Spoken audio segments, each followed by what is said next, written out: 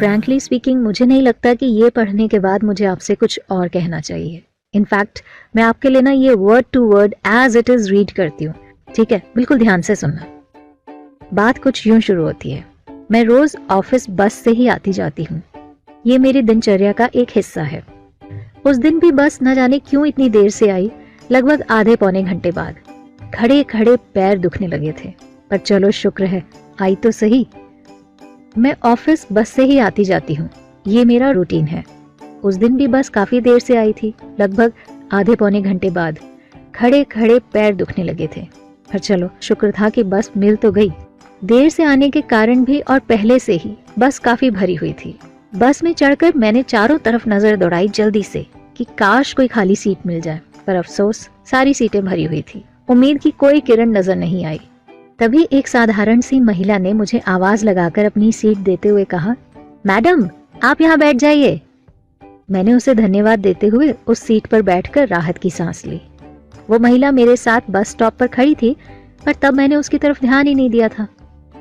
कुछ देर बाद मेरे पास वाली सीट खाली हुई तो मैंने उसे बैठने का इशारा किया। तब उसने एक महिला को उस सीट पर बिठा दिया जिसकी गोद में एक छोटा सा बच्चा था। वो साधारण सी महिला भीड़ की धक्का मुक्की सहते एक पोल को पकड़कर खड़ी रही थी। थोड़ी देर बाद वो बच्चे वाली औरत अपने स्टॉप पर उतर गई। इस बार वही सीट उसने एक बुजुर्ग को दे दी जो लंबे समय से बस में खड़े थे। मुझे इतनी हैरानी हुई कि हम दिन रात बस की सीट्स के लिए लड़ते हैं और ये सीट मिलती है और दूसरे को दे देती है। कुछ देर बाद वो बुजुर्ग भी अपने स्टॉप पर उतर गए। तब वो सीट पर बैठी। मुझसे रहा नहीं गया तो मैंने उससे पूछा, तुम्हें तो सीट मिल गई थी, एक या दो बार नहीं बल्कि 3-3 बार, फिर भी तुमने सीट क्यों छोड़ी? तुम दिन भर ईंट गारा ढो, जरूरत तो तुम्हें भी होती होगी ना, फिर क्यों नहीं बैठी? उसने कहा, मैं भी थकती हूँ मैडम जी, आपसे पहले स्टॉप पर मैं खड़ी थी, मेरे भी पैरों में दर्द हो रहा था। जब मैं बस में चढ़ी थी तब यही सीट खाली थी। मैंने देखा आपके पैरों में तकलीफ होने के कारण आप धीरे धीरे बस में चढ़ी। ऐसे में आप कैसे खड़ी रहती, इसलिए मैंने आपको सीट दे दी। और उस बच्चे वाली महिला को सीट इसलिए दी क्योंकि उसकी गोद में छोटा बच्चा था जो बहुत देर से रो रहा था। उसने सीट पर बैठते ही कितना सुकून महसूस किया ना।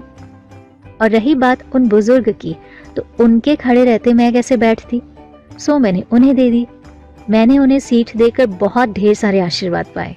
कुछ देर का सफर है मैडम जी, सीट के लिए क्या लड़ना, वैसे भी सीट को बस में ही तो छोड़कर जाना है, घर तो लेकर नहीं जाना ना।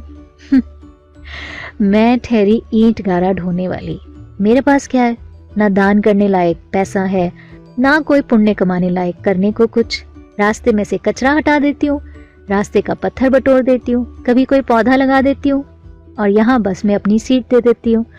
यही तो है मेरे पास और यही करना मुझे आता है। ये कहकर वो तो मुस्कुराकर चली गई, पर मुझे बहुत कुछ सोचने पर मजबूर कर गई। मुझे उसकी बातों से एक सीख मिली कि हम बड़ा कुछ नहीं कर सकते तो सोसाइटी के लिए छोटा सा, एकदम छोटा सा दिखने वाला काम तो कर सकते हैं ना। मुझे लगा ये मजदूर महिला उन लोगों के लिए एक सबक है जो कि इनकम टैक्स बचाने के लिए अपनी ब्लैक मनी को दान के नाम पर खपाते हैं, या फिर वो लोग जिनके पास पैसा तो बहुत होता है पर फिर भी वो गरीबी का रोना रोते रहते हैं। इस समाज सेवा के नाम पर बड़ी बड़ी बातें करते हैं पर इन छोटी छोटी बातों पर ध्यान ही नहीं देते। खैर, मैंने तो मन ही मन उस महिला को नमन किया और उससे सीख ली, अगर हमें समाज के लिए कुछ करना ही हो ना, तो दिखावे के लिए ना किया जाए बल्कि खुद अपनी सेटिस्फेक्शन